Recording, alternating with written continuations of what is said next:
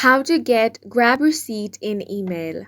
Hi guys, welcome to our channel. Let's begin. In this video, I will guide you on how you can get Grab receipt in email. For this, launch open the Grab app on your device. Now, in Grab Customer Support Help Center, it's going to say that if you want a copy of your receipt, you have to update your email to receive right receipts after every trip. So you simply want to enter your email address and get that verified in order to start receiving your receipts.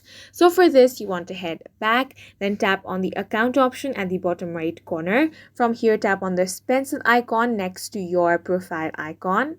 Now, over here, you want to enter your email address. Once you have entered your email address, tap on the save icon at the top right corner. After saving your email address, you're going to receive an email something like this. Here it asks you to verify your email address. So tap on the verify email address option over here.